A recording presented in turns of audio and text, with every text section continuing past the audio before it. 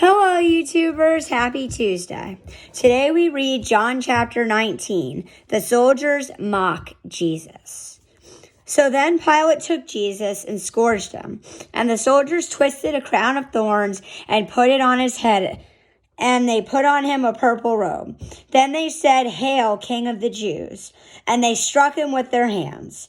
Pilate then went out again and said to them, "Behold, I am bringing him out to you, that you may know that I find no fault in him." Then Jesus came out, wearing the crown of thorns and the purple robe. And Pilate said to them, "Behold the man." Therefore, when the chief priests and officers saw him, they cried out, saying, "Crucify him, crucify him." Pilate said to them, "You take him and crucify him, for I find no fault in him." The Jews answered him, "We have a law, and according to our law he ought to die, because he made himself the Son of God." Time out. He is the Son of God. So, that's that. Therefore, when Pilate heard that saying, he was the more afraid, and went again into the praetorium and said to Jesus, "Where are you from?"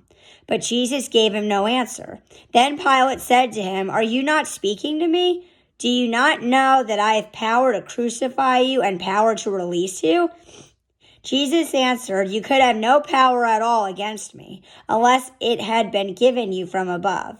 Therefore, the one who delivered me to you has the greater sin." From then on, Pilate sought to release him. But the Jews cried out, saying, "If you let this man go, you are not Caesar's friend. Whoever makes himself a king speaks against Caesar." When Pilate therefore heard that saying, he brought Jesus out and sat down in the judgment seat in a place that is called the Pavement, but in Hebrew, Gabbatha. Now it was the preparation day of the Passover, and about the 6th hour. And he said to the Jews, "Behold your king." But they cried out, "Away with him, away with him, crucify him." Pilate said to them, "Shall I crucify your king?" The chief priests answered, "We have no king but Caesar." Then he delivered him to them to be crucified.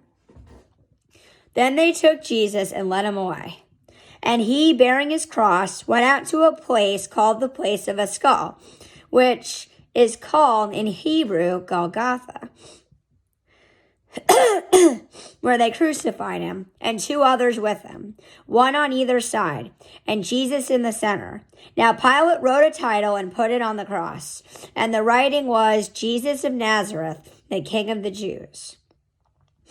Then many of the Jews read this title, for the place where Jesus was crucified was near the city, and it was written in Hebrew, Greek, and Latin. Therefore the chief priests of the Jews said to Pilate, "Do not write the King of the Jews," but he said, "I am the King of the Jews."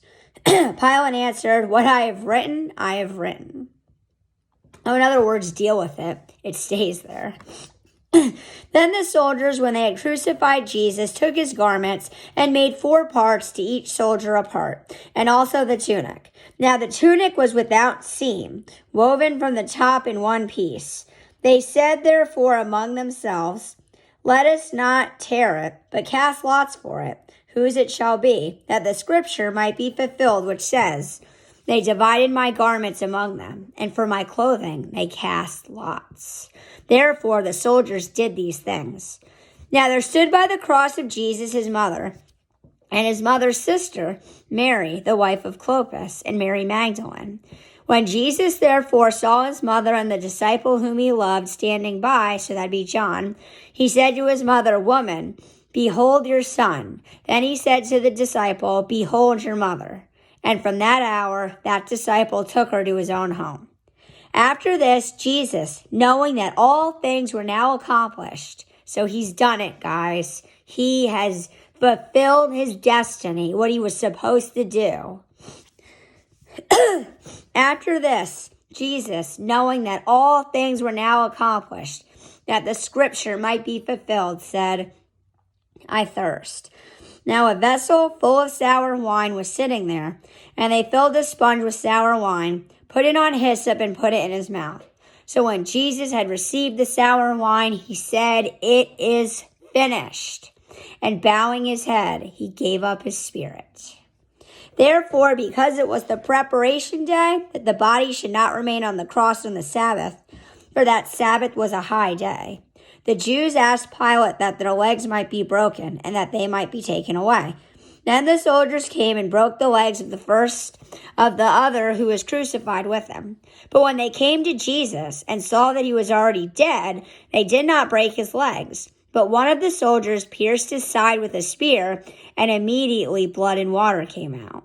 And he who has seen has testified, and his testimony is true. And he knows that he is telling the truth, so that you may believe. For these things were done that the scriptures should be fulfilled. Not one of his bones shall be broken. And again, another scripture says, they shall look on him whom they pierced. After this, Joseph of Arimathea, being a disciple of Jesus, but secretly, for fear of the Jews, asked Pilate that he might take away the body of Jesus, and Pilate gave him permission. So he came and took the body of Jesus, and Nicodemus, who at first came to Jesus by night, also came, bringing a mixture of myrrh and aloes, about 100 pounds. Then they took the body of Jesus and bound it in strips of linen with the spices, as the custom of the Jews is to bury. Now in the place where he was crucified, there was a garden, and in the garden a new tomb, in which no one had yet been laid. So there they laid Jesus because of the Jews' preparation day, for the tomb was nearby. Tune in tomorrow for the final chapter of John, the empty tomb. Have an awesome day, guys, and I pray the peace of Jesus Christ with you all.